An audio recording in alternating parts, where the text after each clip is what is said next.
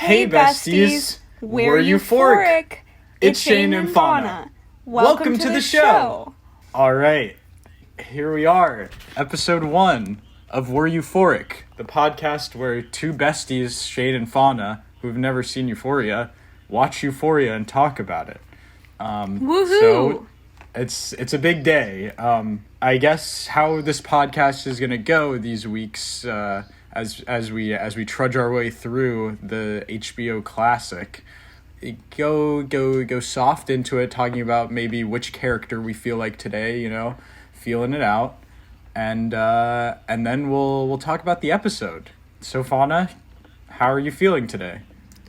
Well, I'm feeling euphoric, and so to me, the character who I relate the most to today is probably Kat, because we both wear glasses.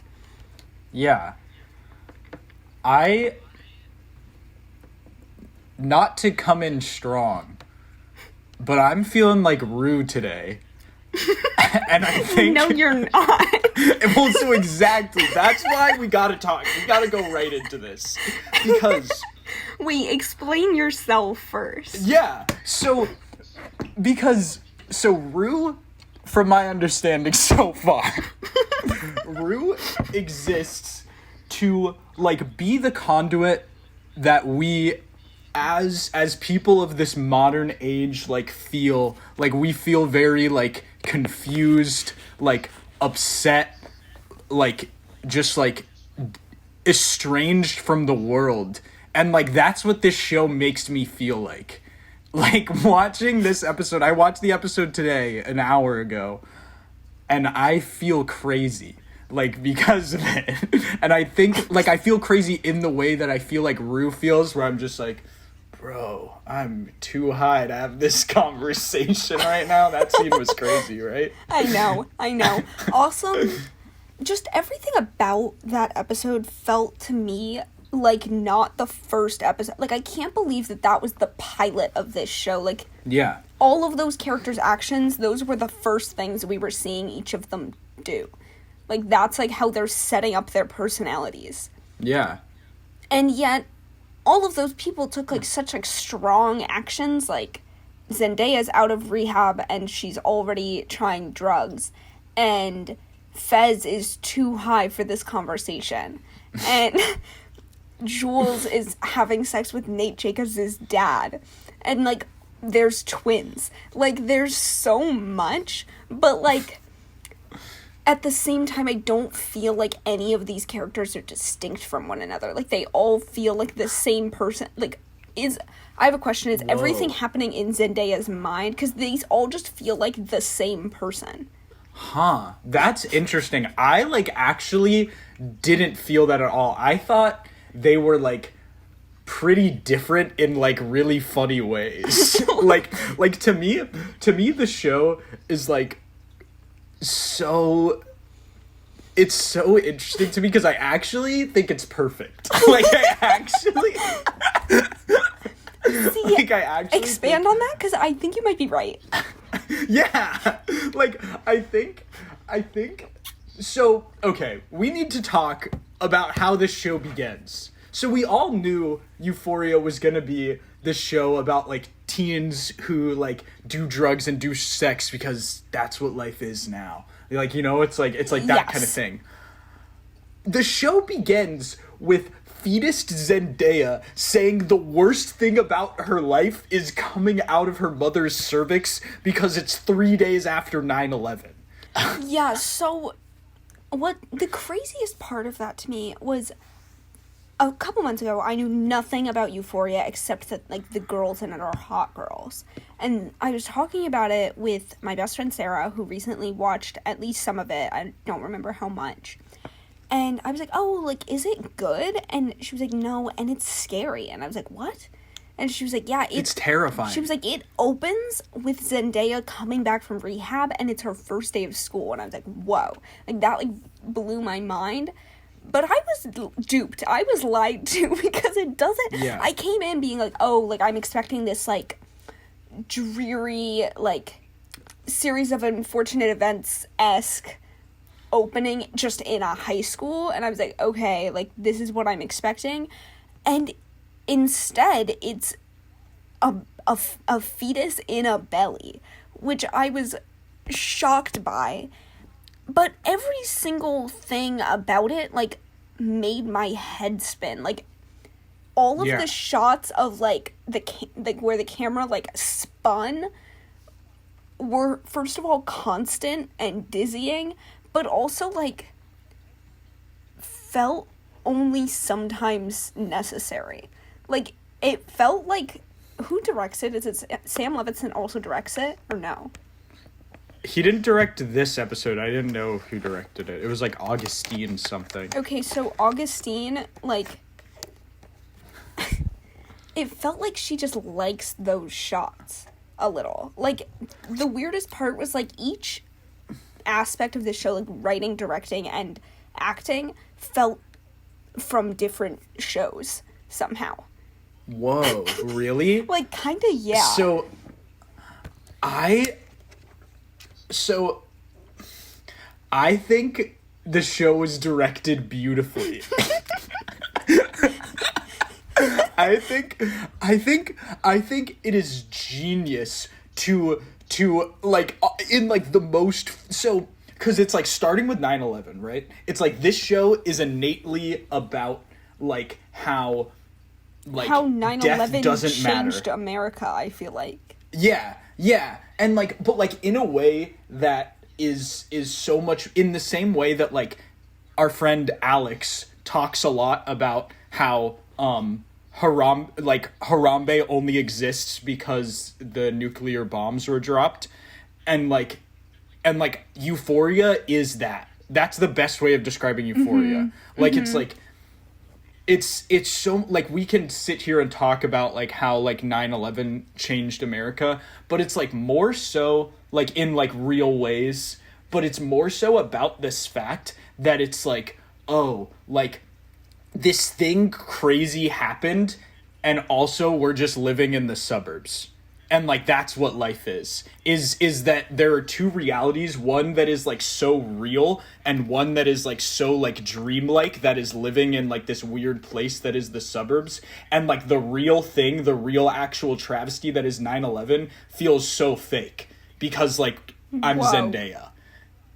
I kind it's of like, know what you mean. Like, because the real Zendaya and all of these actors for that matter, like, were not the 3-day-old babies are not really alive, but they were like really alive when 9/11 happened. Like, they could have been in the kindergarten classroom. And so like, I feel like it is so like, I have the multiverse on the brain a little bit because I keep rewatching Doctor Strange. What is it? And the multiverse. Madness in the multiverse. Of madness. Oh, okay. Because I always switch the words around. So I have that movie and just the multiverse in general on the brain, and like I feel like Euphoria only exists in this timeline. Like, yes, I don't 100%. feel like it's any other universe has this show, which like makes me feel so lucky. Oh, in a that's way. so true. Yeah, that's like, such a good point. It feels so specific. Like, that's okay. Something that I feel is so odd about Euphoria is like, in a lot of ways, it's very clearly trying to show like what it's really like. And, like, as a lifetime suburbia stan, I feel like so, some ways so wronged by that. Like, I feel like it's so incorrect, and, like, it smacks of, like, Zendaya grew up in Disney Channel. Like, Zendaya did not grow up in, like, this.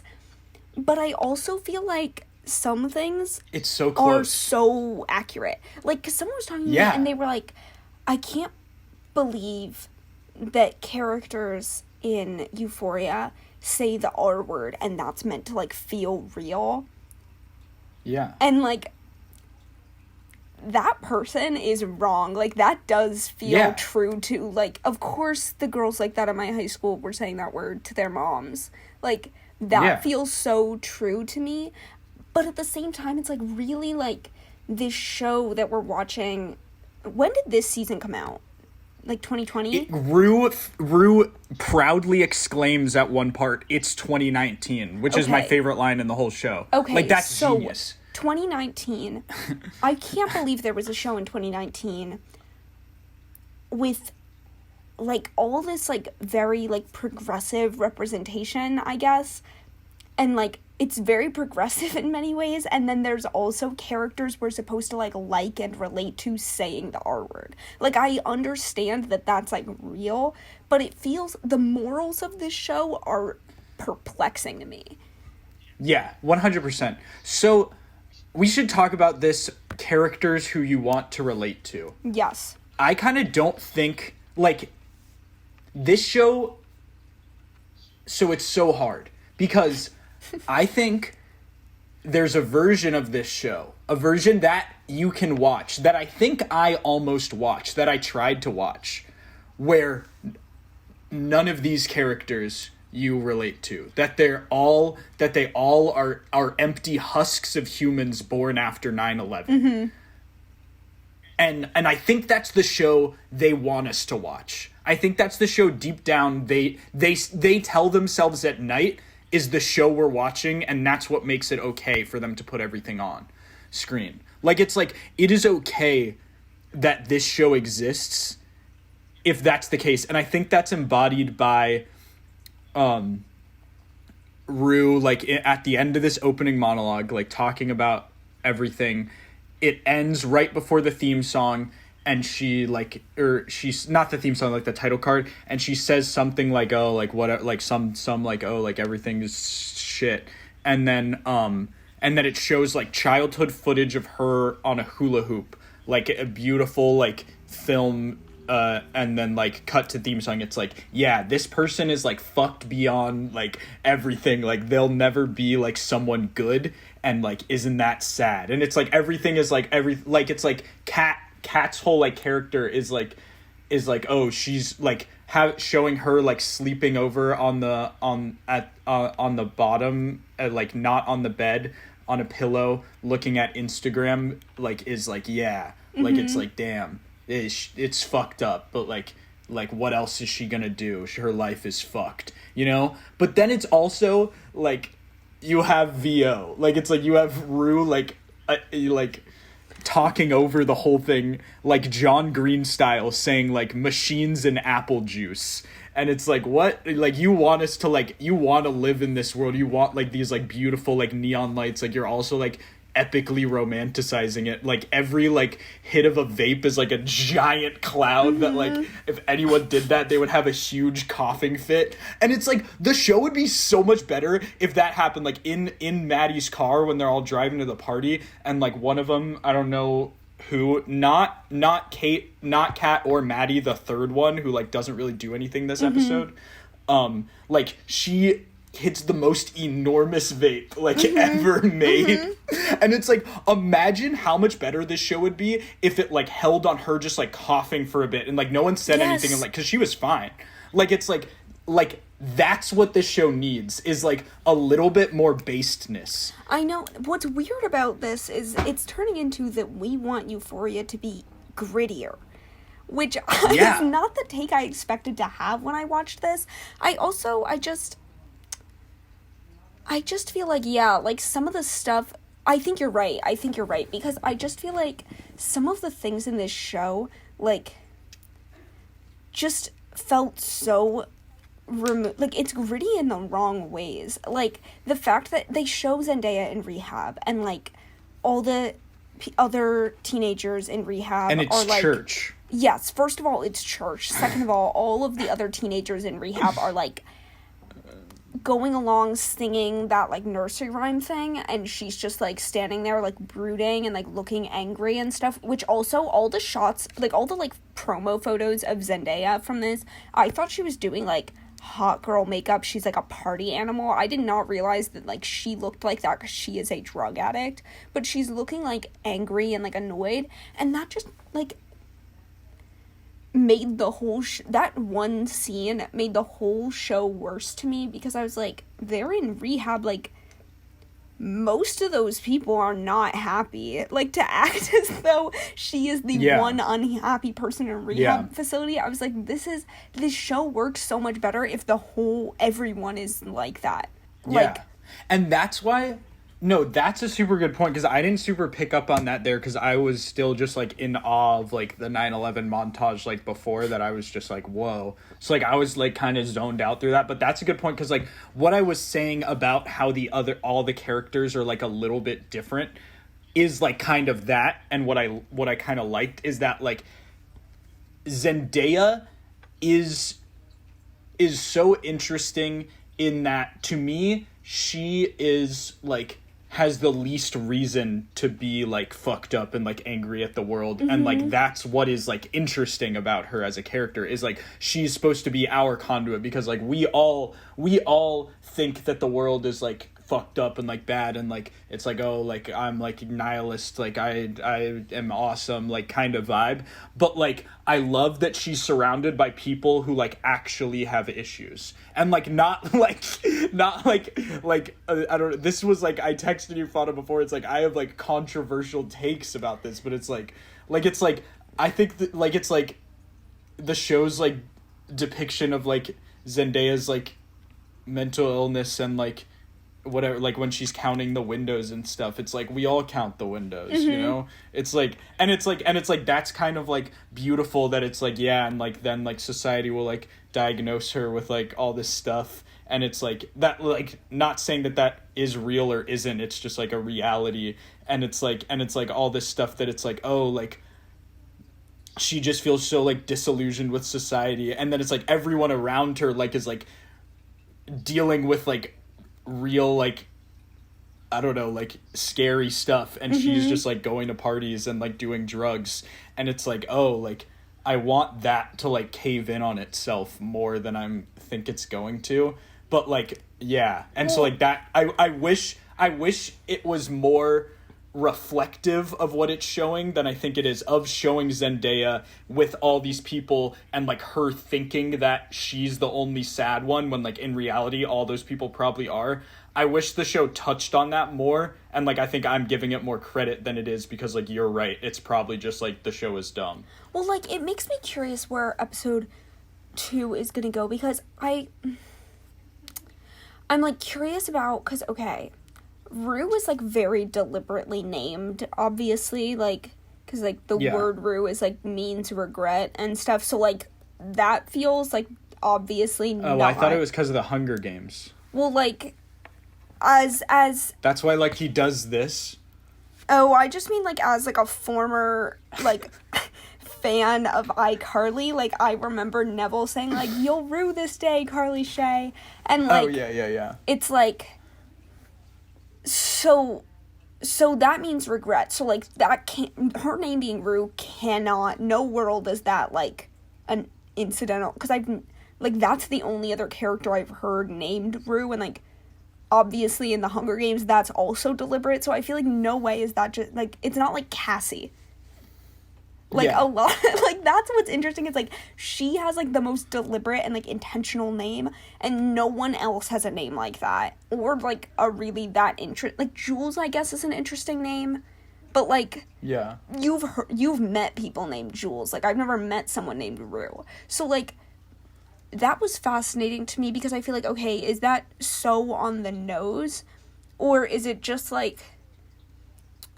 Like, it doesn't feel that on the nose, because, like, I don't know. It depends how the rest of this season goes to me. But I just feel like so much of it feels like for the rest of the season, everything will be, like, too on the nose and, like, corny in ways, or, like, nothing, like, it's all setups, no punchlines. Like, I can't really tell where it's gonna go. But I don't know. I just feel like everything about this episode shocked me. Yeah. Like, everything was shocking, and I don't mean just in, like, a, like, oh, like, I'm watching a TV show where I don't know what's gonna happen. I mean, like, based on how people talk about it. 'Cause, like... Yeah. No, also, yes. Who's that little boy selling drugs? Oh, yeah. That was, like... my least favorite part. That it was like to me that was like the cringiest shit. Like it's that was like a joke. I think. Oh, it was?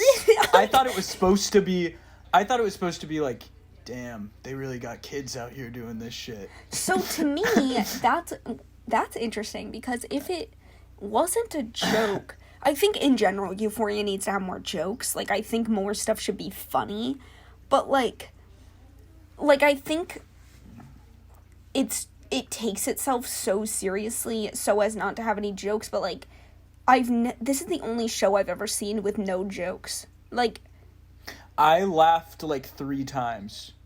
Really? Like, what were the jokes? Yeah. I thought when Fez called Jules Sailor Moon and shit, it was like, yeah. What are you talking about, okay, bro? You know what made me crack up? The twins. Because they were... Yeah, the twins were hilarious. Because there's twins. First of all, no one told me there would be twins in this show. There was no hint that I was gonna see twins. Who hit their jewels at the same time. What? They hit their jewel at like the same time. And again, that's why I think the show is like almost genius for that, because like that it's played in a way where they think that that's cool. And it's like, we as the audience then are left to decide, is it funny that they think it's cool, or are we also supposed to think it's cool? But also, they're bad people. Like, they do bad things in this episode. They say bad stuff. So I do think we're supposed to make fun of them for them thinking it's cool. But also, real people who do real bad stuff aren't dumb enough to hit their jewels at the same time and think it's cool. So you're like making it seem like bad people are caricatures, and making it so like bad people will still do bad things because they point at the screen and go, haha, that's a character, I'm not like that. And then bad people will always still exist, and it's like, Euphoria, what are you doing? Whoa. Yeah, because I just noticed, like, I didn't notice that they hit their jewels at the same time. I did notice that they were wearing the same shirt and always sitting or standing right next to each other, which I did. That makes me, the fact that they're in the same shirt, they're jeweling at the same time, like, I feel like the twins are meant to be some kind of comic relief. And I can't, I don't know. I feel like that's how I felt about the little boy, too. Like, I couldn't tell, like, is it a joke or is it, like... I think you're right. It's so fucked up. Because either way, I kind of feel like it should be... Yeah. It shouldn't be... It has no place in a show where, like, if it's a joke, fine, I think. I guess it still doesn't really feel like it fits the mood to have it be a joke, but, like, I guess it's fine. But, like... If they're trying to show, like, oh, the world's so messed up, the way I feel like they're trying to do with other characters, and the way that, like, I want it to go further with other characters, I feel like either what's this joke about this serious topic doing here, or, like, why is this, like, you're bringing, like, the seriousness and, like, the, like the morbidity of daily life to, like, the wrong part of this show. Like, just bring that to, like, ruin these other characters. Actually, I don't know. I do feel like the acting in this show is, like, overall pretty good. Like... It's incredible. I was like, moved. I didn't, like... I had trouble getting into it because, like, some of the writing of the lines is just, like, what? But, like, most of the acting, like, I felt was, like... pretty really good. Like, way better than I was expecting. Yeah, me too. Because I was not led to believe that the acting would be good at all. And it's like, yeah, I don't know. So I do feel like Zendaya is kind of bringing that to her performance.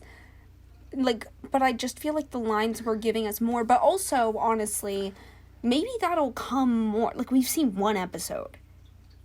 Yeah. So, like, yeah, maybe that's there the best will... part. I know that. How many episodes of it are there? There's so many more episodes. Like, we have so much more to watch. Like, in terms of, like, the, like, what is, like, feels true to the suburban experience and what does not, I gotta say, I do not like that sleepover scene. I felt, like, personally victimized by it. I felt like, is that, on the one hand, I was like, that's not... The end scene? No, sorry. I mean, like, in the middle of the episode, or, like, the beginning, I guess, when, like, it's, like, Kat, Maddie, and, like, that other person, and, like, they're all talking about, like, wanting to kiss boys and have sex with them, and, like... and then the like, dad comes in? Yeah, and they're like, oh my gosh, stop it, we're naked, and, like, all that, and it's, like... Yeah. I felt like, is that... Because, like, that was not my experience at sleepovers, ever. And it just made me feel like, do they just not get it? Or, like, I felt that was the scene that made me feel the way I expected Euphoria to make me feel, like, before I knew anything about it, like, before I even knew, like, there was, like, rehab stuff, like, when I thought it was just, like, they're having fun and, like, wearing cutie little outfits and going to parties and stuff. When I thought it was, like, that kind of a show, I was like, I'm not gonna like this because it's gonna make me feel like, oh, did I not, like, was everyone else having this much fun in high school and, like, doing all this stuff? Because, like, I wasn't. No, so, that's, like, a super good point. Like, it, like, irked me that, like, there maybe are people who could relate to that sleepover, and, like, not that, like... Which is crazy because, like, their conversation is not one I would ever want to, like, be a part of. But, like, I was like, oh, is this relatable to people? Like, it made me feel like I don't get the suburbs, which is, like, not fair. Because I lived through this for a reason. And it was, like, to understand Euphoria. So I feel like if I don't, and, like, I'm the one who's wrong, like, that just, like, made me mad. And, like, I kind of... predicted that a lot of Euphoria would make me feel, like, left out in that way, not, like, FOMO, but, like, oh, but, like, no, that was really the only scene like that. So I want to talk about this because this is huge and slight detour but relevant. My dad, he is age 65. He owns an advertising agency, and he has seen all of Euphoria. And he told me, quote, I like Euphoria because it reminds me of my high school days. So, like, what? Whoa. Yeah, it's like, so, obviously, I think he fell asleep through most of the episodes. I don't think he really watched, because I watch Better Call Saul with him, like, every week, and he almost, like, he says he likes the episode, and then throughout the week he'll, like, text me stuff that he read online, is like, oh, did you pick up on this, when it was, like, the exact thing that the episode had in it verbatim, and it's like, yes, I did pick up on that, because that's what the episode was about. So it's like I just think he was talking, but I think that's part of it. I think that's why Kat exists. I think Kat is there to make you have that feeling. The point of Kat is to be like, oh, like, isn't it sad that this is the dream, that you feel bad about not living this life, even though this life is terrible? Like, it's like playing with that in a way, or at least for me. And, like, again, I don't think, maybe we can talk about how that's not intentional. Maybe we can say, like, no, it actually is romanticizing this thing, because it probably is, and I'm, like, giving it way too much credit. But I also think, like, there has to be a part of it that, like, a little bit knows that this is fake, and, like, because I think that scene, like, I don't think you would get that feeling of left out. We would just be talking about, like, oh, this is bad and unrealistic, if Kat didn't exist. And that's why, like, I think, like, it creates this feeling of missing out when, like, it knows you shouldn't, and, like, that's what it's commenting on, if anything, is, like, isn't this fucked up that, like, you as Fana are, like, watching this and, like, having this feeling that you know is wrong, and, like, of course, like, it's, like, and I don't know.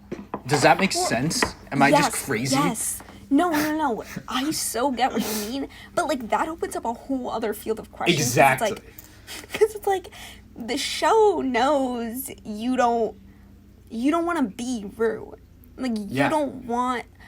And so it's like, the show knows... Or, like, really, the show knows you don't want to be Kat, where it's like, you're fun girl who's nice, and, like, your friends are pressuring you to have sex, and, like, then these guys pressure you, and you, like, lose your virginity at a party, and, like, whatever. Like, the show doesn't encourage that, but it does encourage, like... everything else.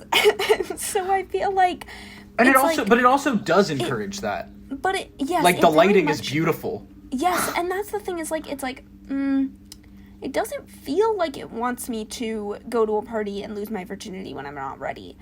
By the same token, Cassie's kind of having a lot of fun with, what's his name? McKay. Yeah. McKay. With him, like, that, after the crazy shit happens, that's like a romantic moment they have. Yeah. And so it doesn't, that's what I mean by, like, what are the morals of this show, and also, like, how much do these writers know about the suburbs in 2019, because, like, it just feels like, what do they mean to encourage and discourage, and also, like, looking at the cultural response to it, like, we know what it is encouraging, like, there are Euphoria-themed parties at Wesleyan. Yeah, so that is so huge. That is the thing. I really wanted to bring up the parties. I'm so glad you brought that up, because I thought I was going to talk about, like, stan culture and, like, Twitter stuff, but that's way bigger. That's we need to talk about that. It's like, okay, so the Cassie McCasian is super interesting, that, like, it's horrifying that, like, that thing that, like, he goes crazy, and then, like, she immediately stops him, and then, like, he listens and is like, but, like, and then he, like, kisses her on the cheek when it's over. It's like I think you're supposed to be confused about how you feel about it. Like, and it's like, that's crazy. That's crazy, crazy, crazy town. Because it's like, that is life. Like, it's like, things happen and we're confused about how we feel about it. And, like, for a TV show to do that is, like, so irresponsible, but also so genius. Because it's like, genius, I should have said genius first, because irresponsible is obviously, like, the lasting impact. But I do think it's brave in the moment. It's genius. And it's like, as film students, like, something I have to, like, respect and admire, that, like, I actually think that, like, when he kisses her on the cheek as she's asleep, and, like, is, like, I was, like, disturbed by that in, like, a way that, like, I can't describe, that is, like, only can be described as, like, cinema in, like, or like television in, like, and that's so interesting to me. But then it's a failed experiment, because you're having Euphoria themed parties. Like, it's like, the feeling I had should never have led me to have a Euphoria themed party. I'm gonna suggest that we have, like, an end of our podcast season Euphoria themed party where it's like, we all just sit there and, like, are sad and stuff. But, like, it's so, I can't believe it, because Euphoria is a show, like, I would never want to watch that when I need to feel happy. And, like, I feel like you want to feel happy at a party. So, like, yeah, like, what happens at a Euphoria-themed party? First of all, do they play that music? Also, like, okay, this is, like, a more, like, a cultural phenomenon I'm not a fan of. That all of those, I could describe to you anything any of those girls were wearing, because they all looked cutie, all gussied up, fun for the party. All of those boys were in, like, a random shirt. Like, think about the twins. This red, white, and blue tank top and basketball shorts. And, like, that is a construct that just, like, bothers me so much. And that is something that feels so true to, like, a high school party, that, like, the girls are wearing, like, all kinds of glitter and, like, so many colors, and they look, like, so perfect for their Instagram pictures, and then the boys are just in, like, whatever clothes, and they're, like, doing things without asking permission. They're pressuring girls into doing stuff. They're, like, being rude to people. They're jeweling at the same time. Like, that feels so true to, like, what a high school party feels like. But it still is romanticizing. It somehow manages to, like, still make that feel awesome. And, like, you're right, it is irresponsible, because it's, like, at the Euphoria-themed party, do the mask-presenting individuals show up dressed to have fun? Like, is it... we're cultivating this aesthetic of this TV show because they're not really accurate parties if the mask presenting individuals are not showing up looking boring. And it's like, you can't have a simultaneously fun and true to Euphoria themed party. And so it feels the fact that it's happening anyway feels like they're doing the wrong thing. And all of those people presumably have seen more of the show than we have, but from what I've heard, it doesn't like get sunny from here. Yeah, and I'd be upset if it did. I think Euphoria needs to end with like an atom bomb. Like I think they all need to die. Like that's the only way like season 10 or whenever this show ends, like it should end with like Russia invading America. I actually agree with that a lot. I think like this needs a dose of like Cold War era propaganda. Like I think like Euphoria needs to be like propagandized somehow in order for it to like truly work. Like I hope this show like there's a part where they get mad at Nate Wheeler for like supporting a Republican candidate. And like or whatever it is. Who's Nate Wheeler?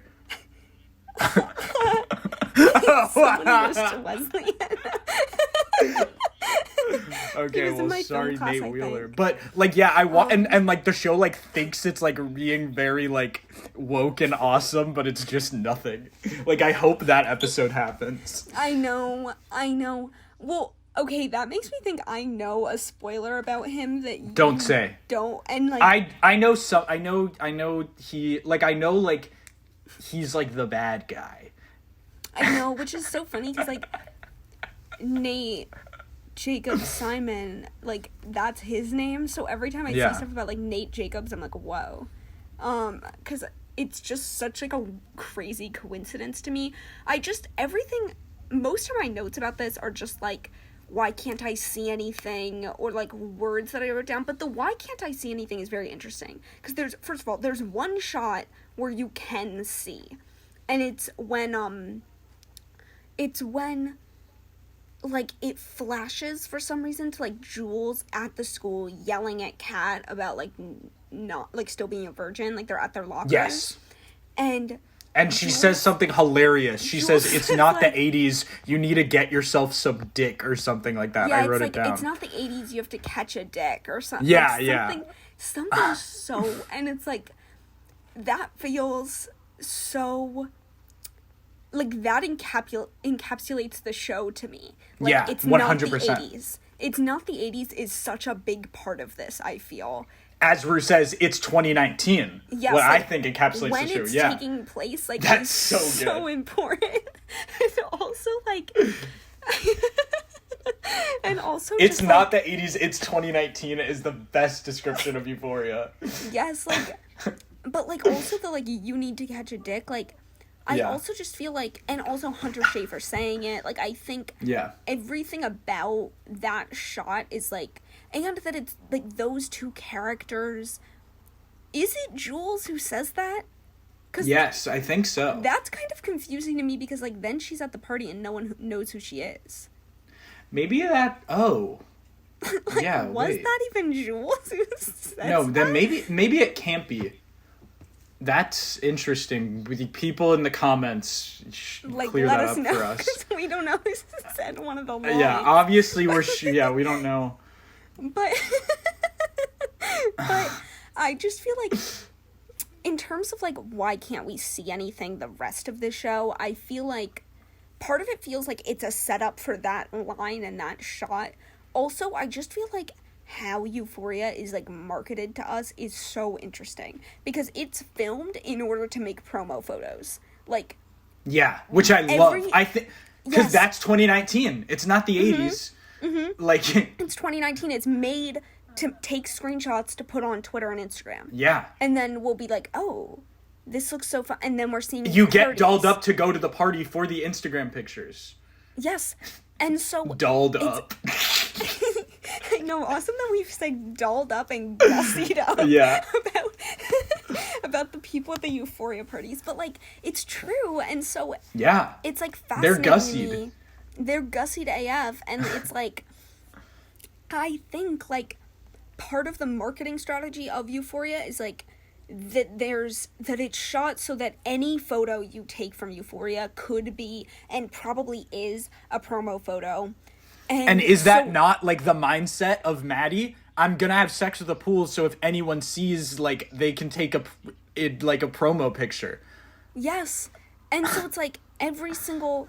And so part of it feels like, oh, like, we can have this interpretation that's, like, that's so symbolic of, like, what the show is. Like, everything they're doing is for the performance. Like, Zendaya's still taking drugs. She knows it's bad for her just so she can, like, go to this party and act crazy. And, like, Jules is having sex with Nate Jacobs' dad.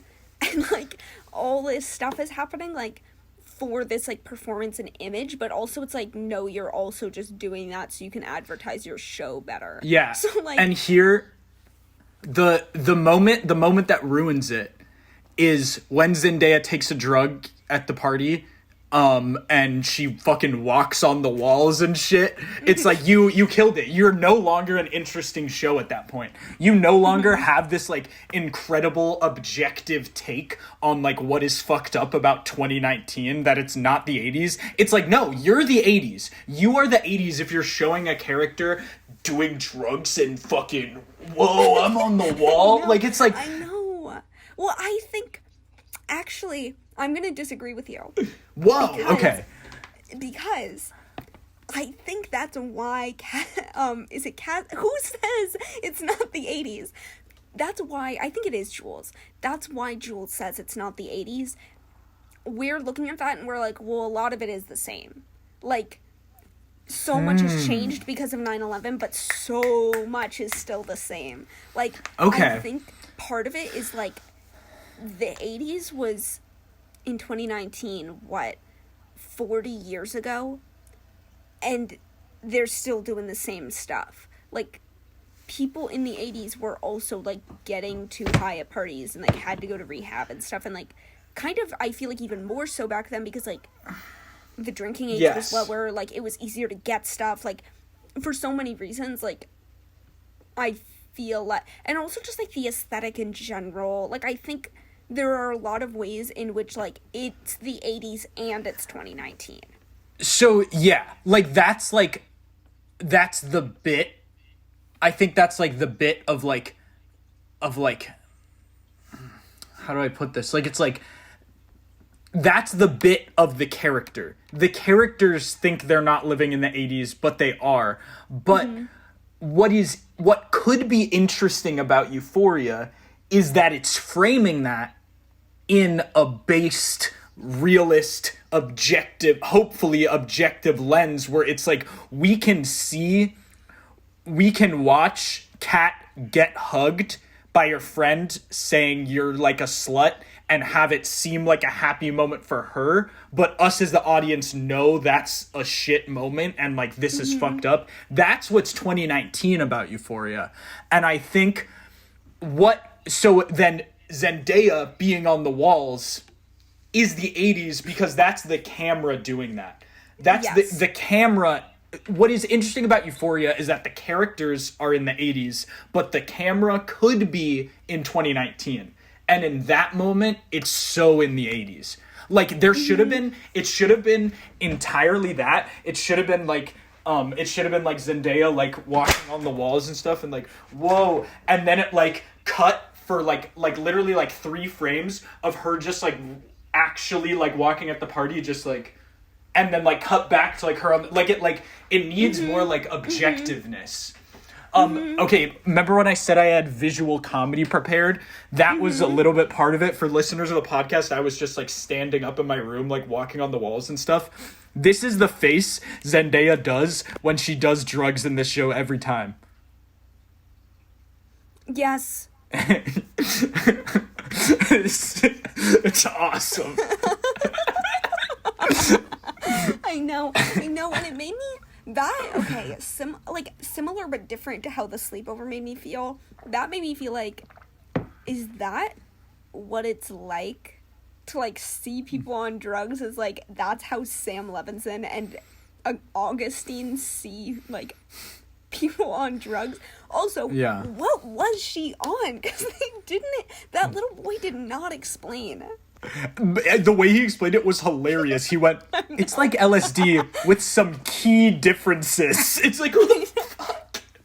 I know, it's like, I feel like that's how you talk about, like, goldfish versus Cheez-Its. That's like how you talk about, like literature. Yeah, like, I'd be like, oh, like, Crime and Punishment is, like, it's kind of like an Agatha Christie novel, but with some key differences. And it's like, what? Like, I feel like that's how you talk about, like, Euphoria versus other shows. Yeah. Certainly not how you talk about LSD and whatever she was on. I also, okay, I wrote down, "You are literally the most beautiful girl I've ever seen" is a hilarious line because he says that, and then immediately they start having sex, where a voiceover of Zendaya says, "They hooked up," or some, like, line like that.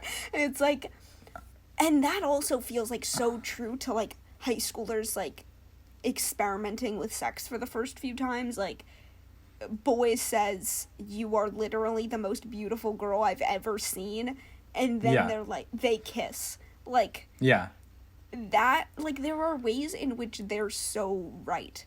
Which kind of, that leads me to, okay, so... But then, there's another scene where Zendaya explains that, Nate tried to finger her on the school dance floor without her permission, and then Zendaya says, "But, like, it's America." I know, like, and then it's stuff like that, and it's like... It's America. Like, it's like, okay, so then you kind of don't know how high schoolers are when stuff like that happens to them. Well, that's the thing, is they want to deal with all these topics. In this way, Euphoria is a little bit like Glee. Yeah. They have so many topics they want to tackle, and they don't really seem to realize, like, a lot of the stuff, like, because of, they want to tackle it in the way, like, it uniquely affects high schoolers, but they're not high schoolers. So they don't seem to fully realize, like, you have to handle this with, it's okay if the characters are nonchalant about it. Like, when Maddie's like, "Oh my gosh, like, you're my slut, blah, blah, blah," and they're, like, hugging, like, she clearly does not understand the gravity of, like, what happened. Yeah. And I think that's good. But the writers need to. And I think there are many times in which, like, the writers don't. But I was gonna say, like, speaking of, like, the writers of Euphoria and, like, the direction and stuff. So last year I took Hebrew at Wesleyan, and they would bring in speakers to, like Israeli people to, like, come talk to the class about, like, what they do. Like, Israeli celebrities would come talk to us. And we had the guy who created and wrote the Israeli version of Euphoria, like, the original show. And we all had to, like, ask a question. And so I asked, like, what advice do you have for someone who would like to write television one day? And he told me that when he's writing characters, always develops a deep sexual attraction to all of his characters in order to, like, truly explore them and, like, what he likes and is attracted to about them. Bold to say when you famously created a show about high schoolers who have sex and use drugs. Even bolder now that I've seen the show. Yeah. And I know he didn't write this version. Like, I don't know how different the Israeli version is versus the original. Yeah, maybe, I'm very maybe curious. In a future, because to me, like, the 9/11 thing is so maybe key. Like, in a future season of our podcast, we can watch the Israeli version also to, like, kind of try and compare, because I am very curious about that. Me too. But, like the premise is the same, essentially, like, of, like, high schoolers using... It feels so interesting that this show could ever exist somewhere that's not America in 2019. Like, I'm baffled that, like, it existed elsewhere, and, like, what was that like? Yeah. Like, what is the impetus for the Israeli version? And, like, I'm just so curious about that, but, like, the essential premise of, like, the world is fucked up and high schoolers are, like, on drugs and having sex and, like, getting into dangerous situations, it feels so bizarre to me that he would admit that, like, that's how he wrote those characters. Yeah. And, like, I wonder if the people who were writing this episode also are inspired similarly. Because I feel like that is why it's, like, simultaneously they're romanticizing Kat's situation and, like, it's a warning. Like, I feel like that's how. And that's also why, like, all those girls are, like, on the cover of Variety in their, like, cute little black outfits. Like, because, like, I think a lot about, like, when Glee was on the cover of Variety, like, those actors, and they're all in, like, their high school outfits versus, like, this show is not really about being in high school in the same way, like, because when they're on the cover of magazines, like, it's just, they're also models, like, they're not these characters, or they're not really actors, which is crazy, because, like, they are good actors, but, like, I don't know, no. I just feel baffled, mostly. Yeah, I'm baffled, but in awe, like, everything we've talked about, I'm hooked. Like, it's like, this was the fastest 50-minute, like, I have a hard time a lot of times, like, watching, like, 50-minute shows. Like, I usually watch, like, 30, like, this zoomed by, you know? It's like, all of this, like, and again, it's like, I really think we're supposed to be questioning, like, if we're watching this right, as we all are. Like, it's like, I think as we've been talking about, like, it's like, I think there's so many ways to watch Euphoria, and, like, that's what's genius about it, but also, like, irresponsible about it, but also, like, in, like, a fucked up, irresponsible way, like, is what's genius about it. It's like, in a vacuum where there aren't stakes, I think Euphoria is a perfect show. Because it's like, I think to make a show about high schoolers who have sex that is irresponsible, like, that's the bit. Like, that's the whole bit, is that it's like, you're supposed to, it's supposed to be irresponsible. Like, obviously, it's like, then, like, there are more repercussions than that. Like, it's like, I want to know, like, you know how, like, the world is different after, like, Sex and the City came out? Like, it's hard to judge how different the world is right now after Euphoria comes out. But, like, I do think, like, 20 years from now, like, we could be, like, pointing back to Euphoria and being like, the world is different because this came out. And, like, I think that's interesting. And, like, well, I'm glad we can be a part of that conversation. Like, you and I. Yes, I think so, too. I hope, like, television scholars, like, look back on our podcast. Like, that's my goal about this. Yeah. But I just feel like, not to keep bringing up Glee. Yeah. No, I think Glee is an important comparison. But I think Glee had a similar cultural impact and, like, conversation around it to how Euphoria does, which is fascinating. Because people had Glee parties, too. Yeah. People had Halloween parties where everyone was dressed as cheerleaders. And that's what's interesting is, like, I'm baffled by, like, how, like, that feels, it, not to, like, say this, but, like, Glee is very clearly a product of, like, Obama-era politics. Like, so much of it only exists with Obama-era politics. Yeah. And I think Euphoria similarly only exists with Trump-era politics. Like, that's why she's saying, like, this is America. 2019. This is America, 2019. Yeah. This is America. It's not the 80s. 9/11 even. Like, I feel like all of it is very dependent on, like, that Trump was president. No, I think you're so right. And so I feel like, and also just, like, the potential that there could be an episode where Nate Jacobs is a Republican and, like, they're all mad at him.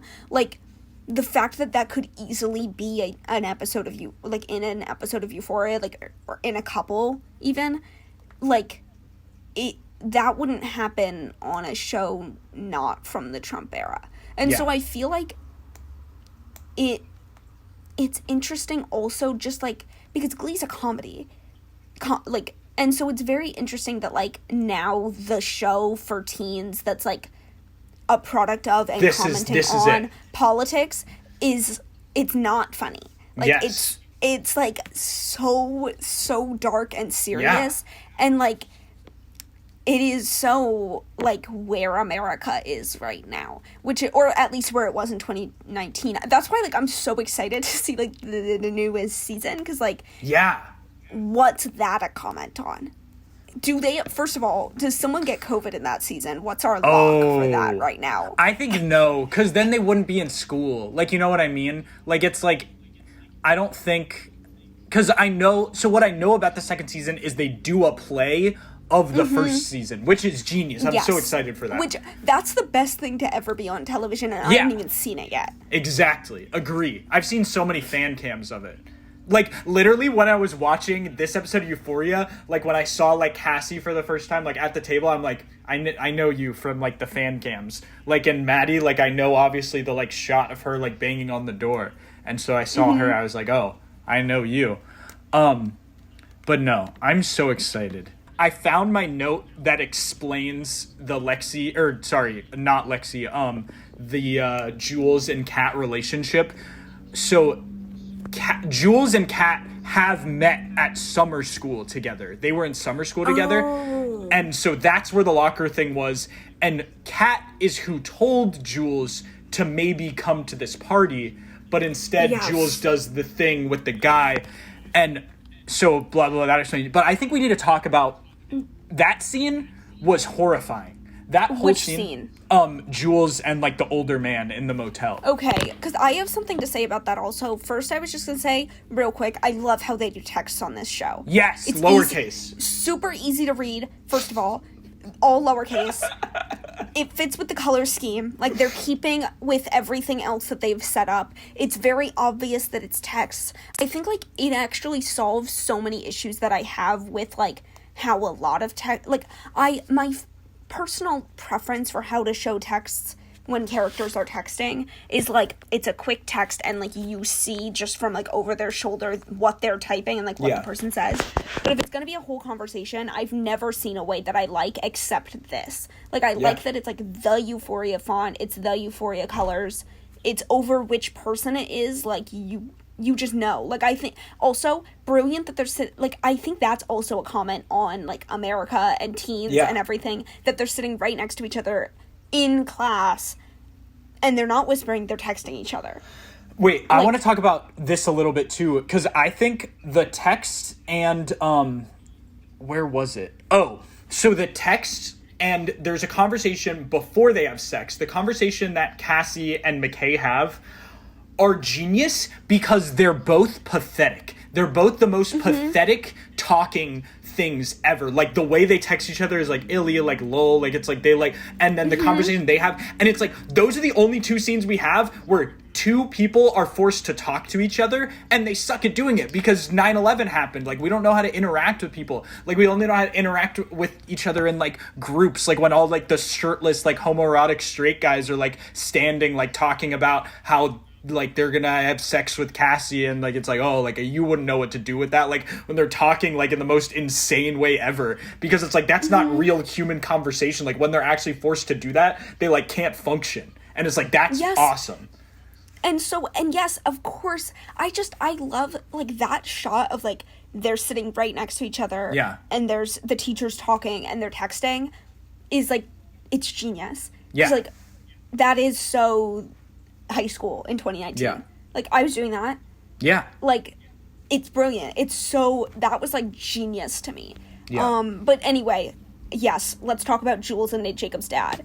Okay, so Nate Jacobs' dad, I think it ruins it. It ruins the whole scene for me. Because that was, like, a beautifully horrific, like, scene. That whole thing, like, the way he's, like, talking to her about, like, oh, like, I feel like you don't want to end up like me. Like, it almost, like, sympathizes with him, like, in a way where it's like, oh, like, this is horrifying. Like, it's like, and then like, immediately he's just, like, horrific, and like, obviously always was horrific. Like, it's just, like, a really powerful scene, and then it's like, then Rue's like, remember when I said this is gonna be weird? And it's like, oh, like, that's why you think this is horrific, is that, like, that's his dad? Like, that makes it, like, so much, it makes like Nate as a character so much less horrific, that, like, he isn't just, like, the son of people. It's like he's like this, you're supposed to, like, sympathize with him more because his dad is also horrific, and it's like, but it's like, no, you're just supposed to think it's like, ugh, like, I don't know. You get what I'm saying? Yes. So first of all, I wrote down, I don't like that they're obscuring this man from our view for so long, because it feels like that horror technique where, like, you don't show the monster because anything the person's imagining is worse than whatever you could come up with. So I was writing down, like, describing that technique, and then interrupted myself when they cut to him and wrote, OMG, he is so old. Yeah. And, like, it is, like, it's a jump scare when you see him. Yeah. And, like, but I'm not sold that I agree with you about that it's, at least not about why it ruins it, that it's Nate Jacobs' dad. Because at first I was like, oh, that's, like, kind of corny. Yeah. That, like, it's like, oh no, like, oh, it's weird because there's drama, and like, Jules is at a new school and she just had sex with this guy's dad, like, oh no.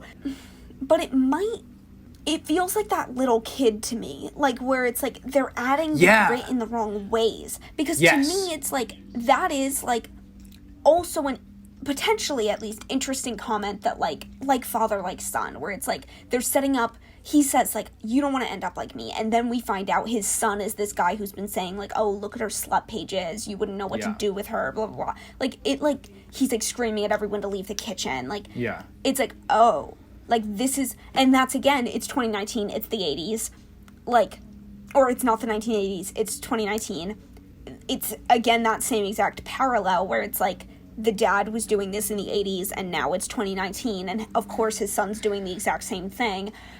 And so on the one hand, it's like, okay, that works awesome. So I kind of think like father, like son is like a very 80s way of explaining things that I don't like. And I think it's like obviously it's super accurate, but it's also like a cop out. It's like, yes, it's like, that's, yes.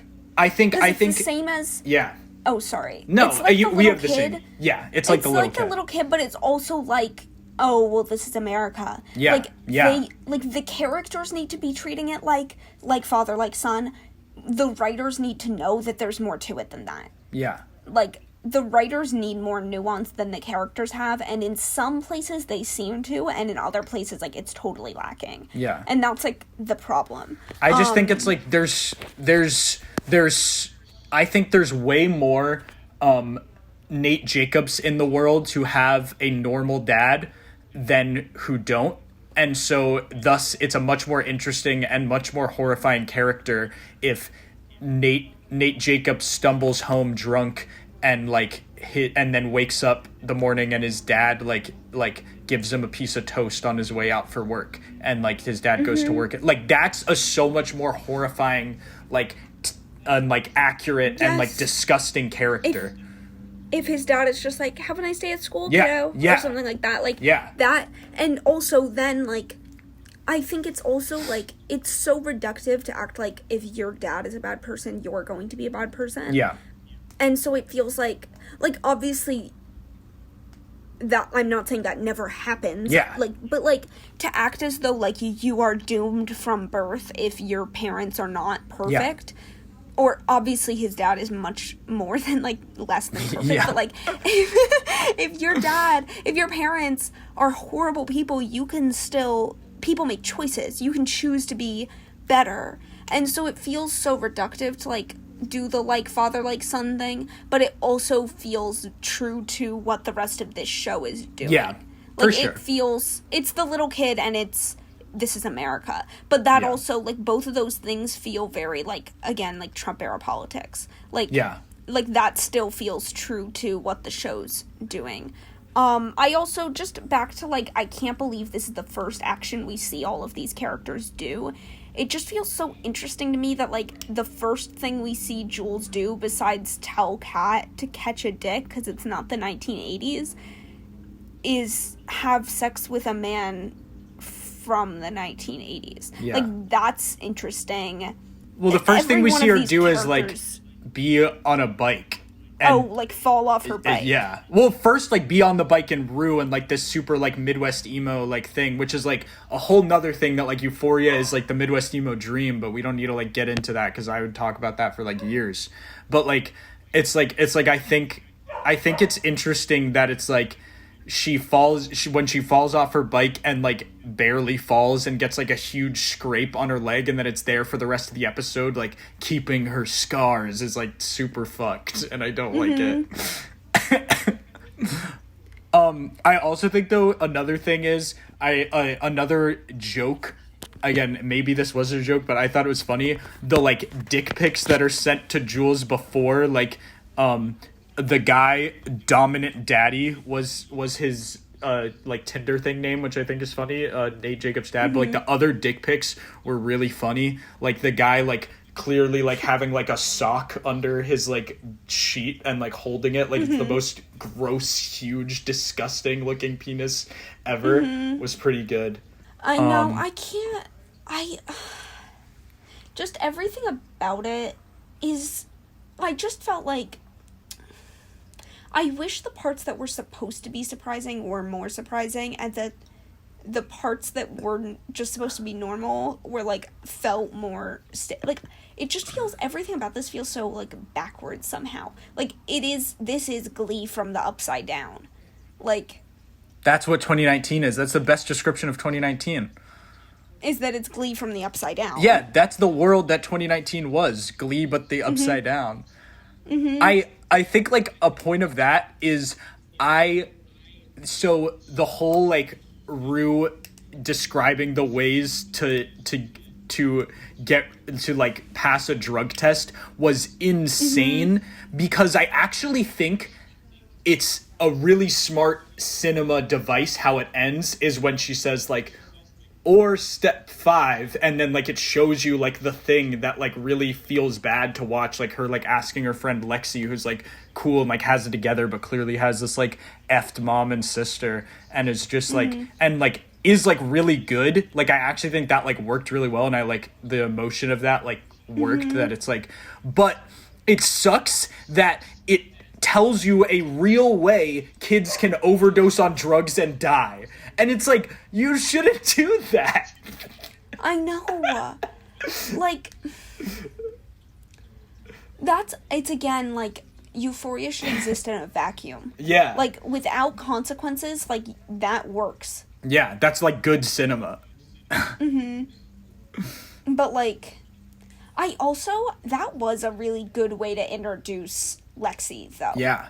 Yeah. And, like, that was expert in a lot of ways. Like, yeah, just that, like, she, like, before we get any of the background on who she is and, like, how they know each other, we're, like, seeing her put in this position. And, like, Pandora and I talked about it, and we were like, would you do that for someone? Like, that's what's crazy, is, like, that Euphoria, like, presents you with so many moral dilemmas. Yeah. And one of them is watching the show.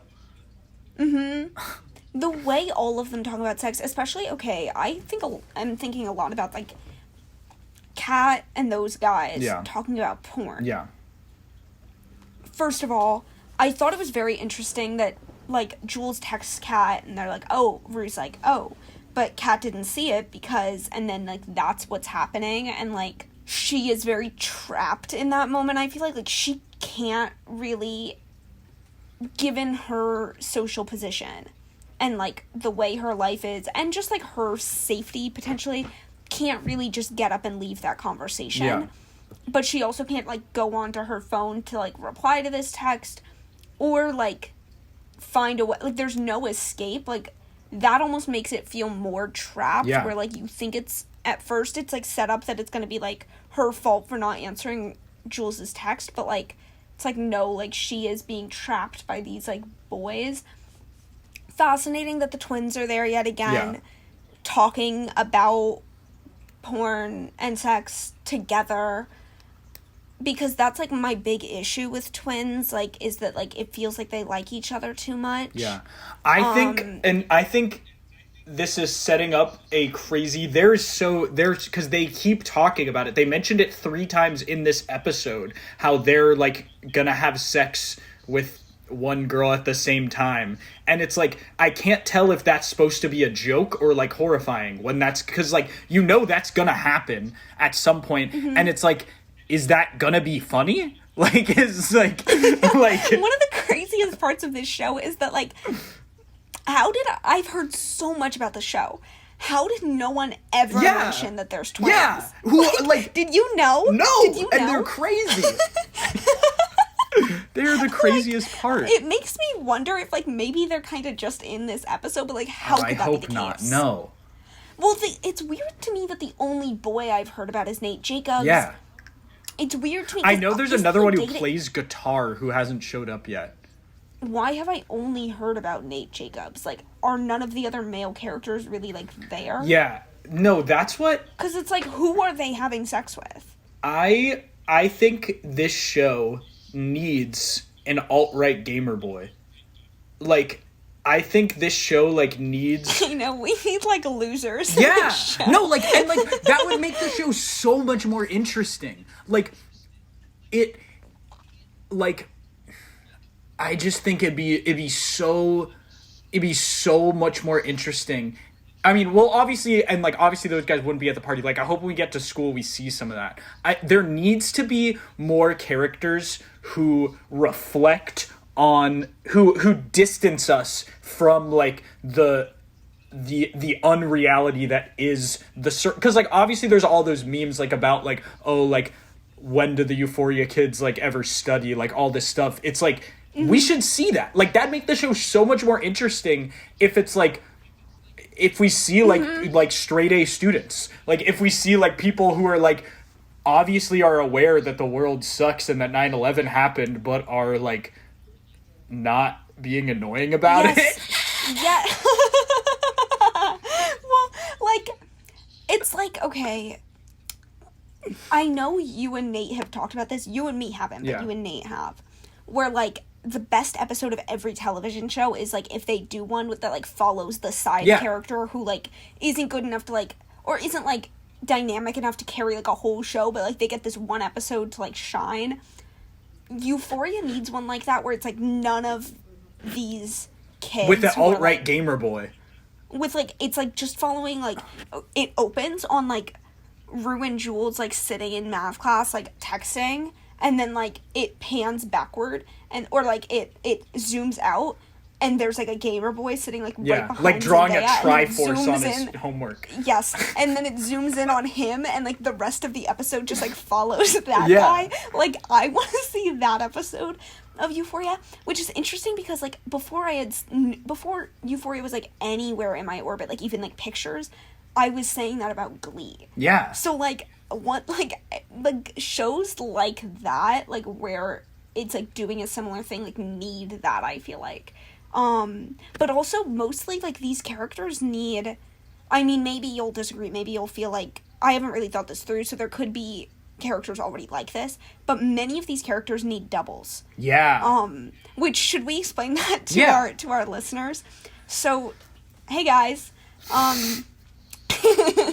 so, in addition to being a film major, I'm a Russian lit major, and I took a class on Dostoevsky, and there's a concept that Dostoevsky scholar Mikhail Bakhtin, and he's also just, like, a Russian philosopher and literary scholar in general, talks about in Dostoevsky's novels, where it's, like, the parodying double, where, like, two characters are parodies of one another, two characters within the same novel or work of literature are parodies of one another, such that one undoes the other, like, one like, is purified by the other, and the one who is not purified is, like, denigrated. And so, like, they're kind of on a seesaw where, like, only one can win. So, for example, like, me and John Mulaney are parodying doubles, or Shane and his former drawing one professor Scott Kessel are parodying doubles. And,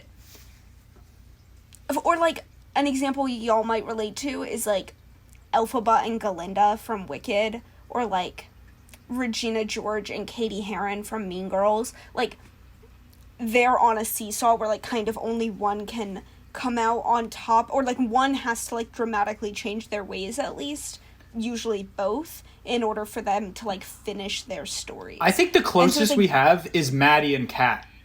Yeah, I think that's the closest, but that still feels more like foil characters to me, like that, but I don't know. Kat feels honestly like a foil character for, like, everybody. Yeah. Like, Kat is, like, the closest we have to, like, that group of characters, like, parodying doubles, but, like... Well, she's, like, the one who has the most of an arc this episode, I feel like. Like, Yeah, that's the thing, is, like, we don't really know enough about, like, we know basically who is friends with whom, like, Rue and Jules. Yeah. Did they have sex? So, Yes. I was gonna ask that. Like, and that's, like, to me, that's, like, gross, like, queer baiting. Like, it's, like, it's, that like... we don't, but I...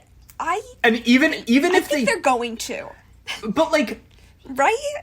Even that, isn't that, like, a little weird that it's, like, oh, like, we're both so fucked up and we've had these, like, it just feels like a weird redemption arc for them to have. Like, it feels... Yes, that, like, it feels like she it's... has sex with, like, older men and she's a drug addict. Yeah. And they are gonna come together and purify each other in that way, like, feel like that they're gonna, like, save each other in this, like, kind of, but that doesn't feel gross because of the queerness. Like, not, I don't think queerness is gross. Yeah. I mean, it's not gross for, like, a queer baiting reason. It feels gross to me, just, like, it's just not that great writing. Like, it doesn't feel... To me, it's, like, gross in, like... true to life. It feels like savior complexy. Yeah. Like, and it doesn't... And to me, why that's weird, because it's queer, is the relationship Euphoria, like, has, like, with, like, sexuality and, like, modern liberalism, is why it feels weird, is that it feels weird in, like, a, like, sexualizing, like, over-sexualizing, like, pornifying almost, like, lesbianism, and, like, also just, like, feeling like, obviously, like, as, like, a, like, cis man, like, I don't, like, it's so funny, like, to even, like, me have that, like, disclaimer, like, talking about, like, Euphoria, but it's, like, but it, like, I don't know, there's something that, like, it feels like Sam Levinson, like, wanted to say something about queerness with that, which is why it feels weird. It is weird, and it feels... Okay, I'm not even gonna apologize for bringing up Glee again and again, because... keep bringing it up. There are so many parallels, and, like, it is, like, interesting, because, like, people criticize Glee all the time, so it's interesting to, like, look at where a show like this has come from and, like, where it is now. And I feel like... So, Brittany and Santana are, like, the main lesbian couple on that show. Like, there are others every now and then, but, like, they are the main lesbians on that show. And... they have, I believe, one moment, besides, spoiler alert, when they get married, where they're, like, actually having a moment in their relationship where they're on a date. Every other one, it's like they're hanging out in one of their bedrooms or basements and, like, having sex or making out in their cheerleading outfits. Like, they're always in that outfit. And it's, like, clearly, like... I don't think, like, Ryan Murphy is a gay man. He was not sexually attracted to those women, but, like, it is very clearly, like, that's for the men in the audience. Yeah. Like, that's not really... It is now interpreted as if, like, that was, like, for lesbians, and I think in a way it was, like, kind of meant to be, but the only way that was on television in 2010 was by making it appeal to the male gaze. And I think this is a very different scene because, like, obviously, like, Hunter Schafer is queer and trans, and, like, there is, like, it's very different to do that with, like, two straight women in cheerleading outfits versus, like, this, like, quote-unquote, like, grittier scene where it's, like, supposed to be, like, quote-unquote, like, more real. Yeah. But, like, that doesn't change that, like, there is, like, a sexualization of these girls, and that also makes it feel weird, like, that's part of, like, the discussion, like... that it feels very tied to the discussion of, like, their issues. Yeah. And it also feels very much like that's a way that those issues get romanticized in, like, kind of an icky way. No, 100%. And so, like, I feel like, okay, if all the sex felt the way, like, that Kat or Cassie's did, obviously, like, that's also not an accurate portrayal of sex. Like, that's, like, a very, like, Twilight-esque portrayal of sex where it's, like, unless you're married and old, it's, like, dangerous and dirty and gross. Like, I don't think they should do that. Yeah. But also, like, you can't go halfway where it's, like, part of it is a little gross and it's still romantic. Like, I don't... But maybe, like, is that real? Well, I don't know. And I think because it's also, the episode ends with Zendaya saying, "Wanna get high," which to me implies, like, oh, like, let's do something crazy. You know what I mean? Like, to me, that was the read I got from it. Like, is it like, wouldn't it be such a trip if we had sex? Like, did you get that? That's what I got from, like, that last line of, like, wanna get high. Like, you know what I mean? I don't think it was so much like, oh, let's do something crazy. Like, it would feel that way if, like, that was with, like, the McKay and Cassie scene. But this felt much more like, well, they can have this, like, romantic moment where they run away from the party and, like, leave together, and, like, you think that Zendaya's making the healthy choice by, like, just going home, and she's, like, getting walked home by someone and stuff, but, like, no, she's, like, still in her same thing. Like, that scene just in general felt very, like, that line felt very, like, about Zendaya. That's why, like... okay. I think I just read it wrong then. But also, I don't know, because, like, I couldn't really tell if they had just had sex, and, like, because they're in their underwear, so I feel like something happened. Or they, like, I mean, you sleep in your like, you know, you like, we could be overanalyzing. But they're sharing, but they're also sharing that's a bed. the point. They're, like, it wants you to overanalyze it. Mm-hmm. It's very, that is the one scene in this episode that felt like it was in the pilot of a TV show. Yeah, 100%. I don't know. I really want to rewatch that scene because I don't really know how I felt. Yeah. Like, I was kind of confused. Basically, it's an amazing show. We're hooked. We're hooked. We're euphoric. We're euphoric. No, I mean, I'm floored by it. Like, everything, like, it's just not what I thought it was. It's like, obviously, we'll expand on that conversation as the show goes on. But to me, the way this show is talked about, but maybe it's just like I've just not been hearing it. Because it's like, I feel like people are just like, yeah, like, it's crazy that, like, they show, like, teens having sex and drugs. But it's like to me, this show is way crazy. Like, no one has mentioned that this show is about 9/11. Which, like, to me is, like, insane. I know, the fact that Sarah said to me, it opens with her returning to school from rehab is crazy. Yeah. No, it opens with 9/11. Yeah. It opens with a fetus watching 9/11.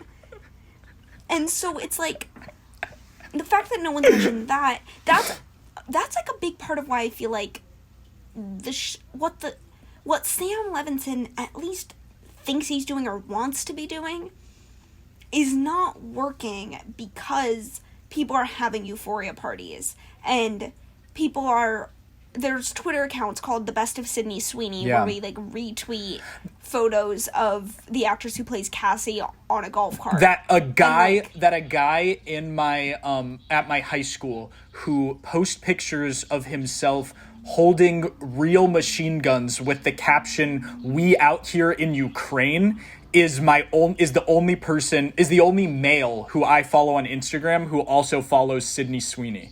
Like that is not the vision, I don't think. But maybe it is, which is crazy. Like, maybe that is the whole bit.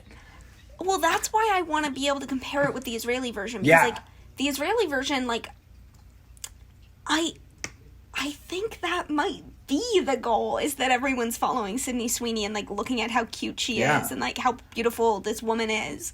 And, like, I think maybe, I don't know, I keep going back to this comparison of, like, what the Glee cast looked like on the cover of Variety. I think this is a super good comparison. What the Euphoria cast looked like on the cover of Variety.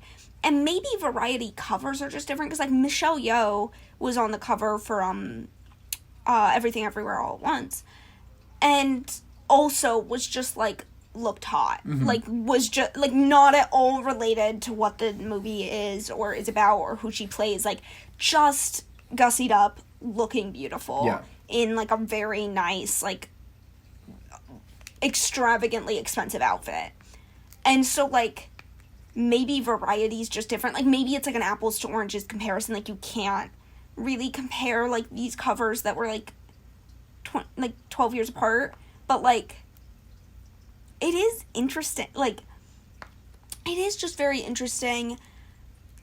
It's interesting that, like, the one that comes from, like, Obama-era politics, like, wanted to appeal to, like, it's interesting that, like, in Obama-era politics, like, the little guy, the underdog, the weirdos, like, losers, like, that's who everyone was, like, romanticizing, and, like, everyone wanted to be, like, Finn and Rachel. Yeah. And that, like, now, like, the people furthest left and, like, the cool people who are, like, interesting and, like, have good opinions are also the bullies. Like, it's wild to me that, like, the people who were mean to me in high school, like, probably get this more than I do. Yeah. Yes. Yeah. Like, when it's, like... That they're right. This... Like, it's like... Yes. It's like... Yeah, like... Being a nerd sucks.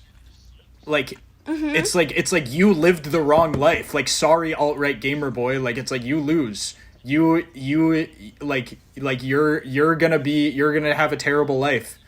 Like, and like you probably deserve it.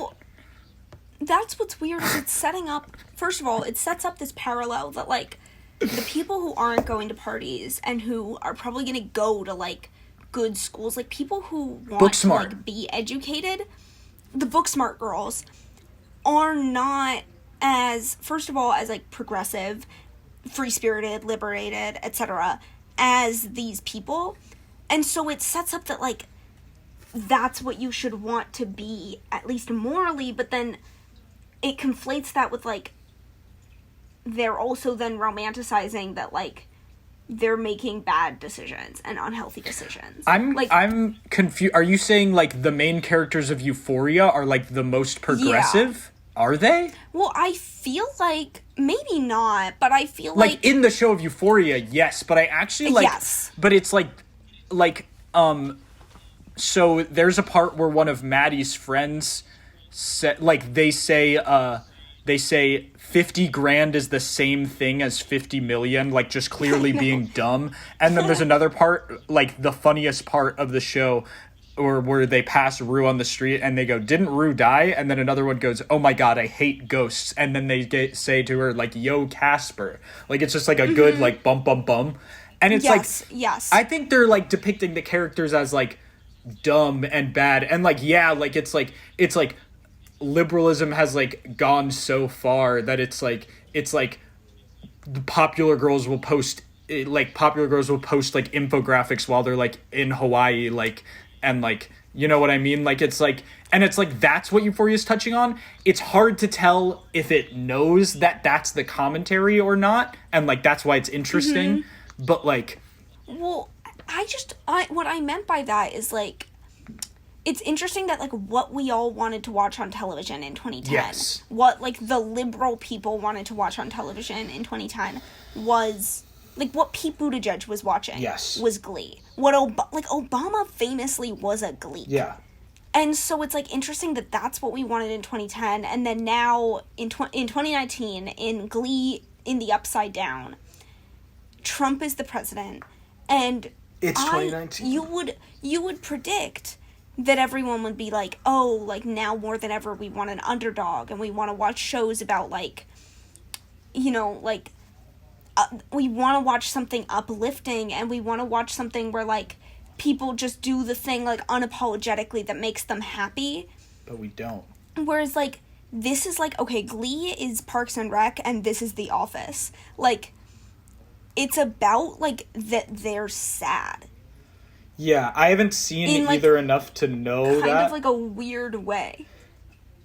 But, like, Yeah, it's like we want we want to see we want to see our bullies succeed.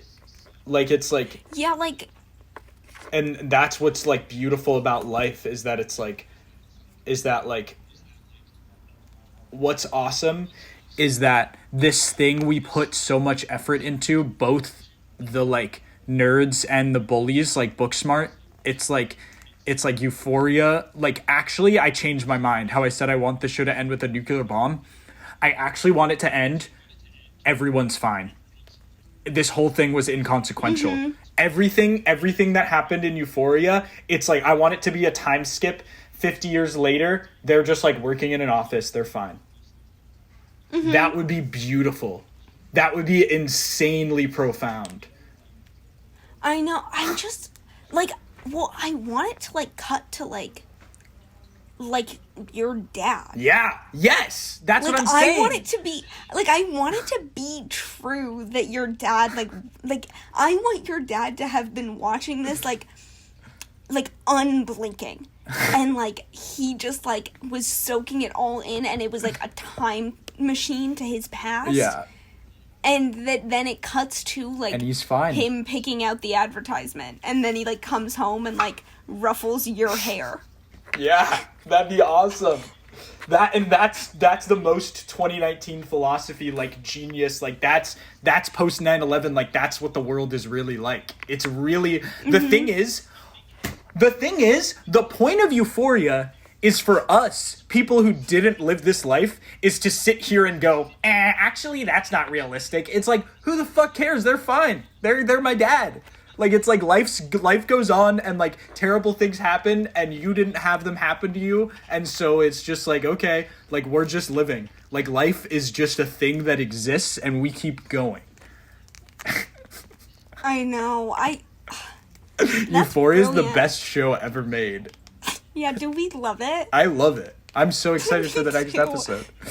Me too, and I'm not gonna watch it until, like, Yeah. we're ready for the, like, I don't want to watch it early. Yeah, oh, So, obviously like, not.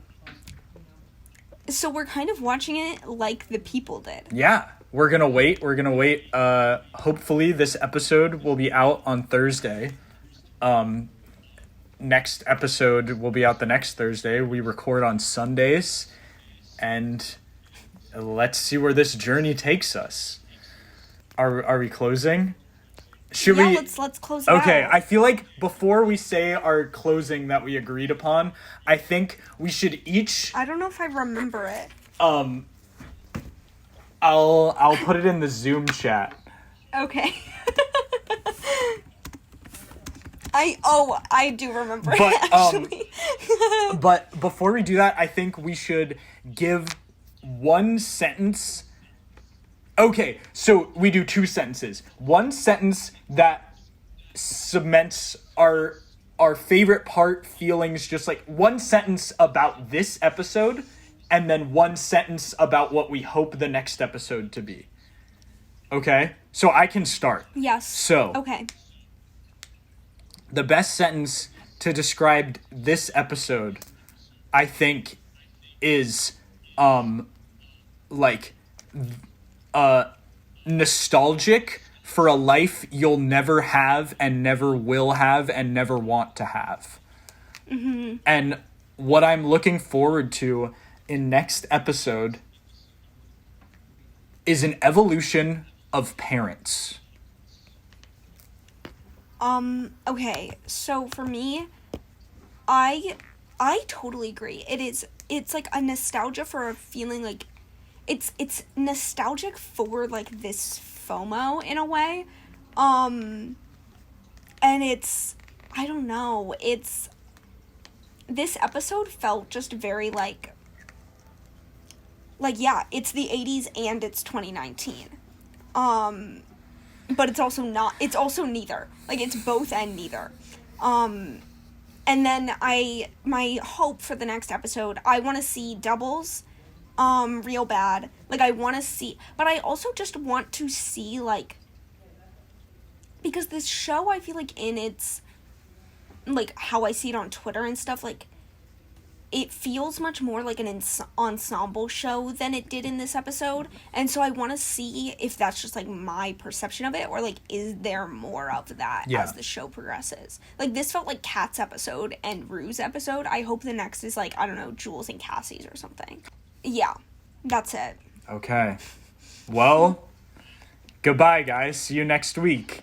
And stay young, wild, and free.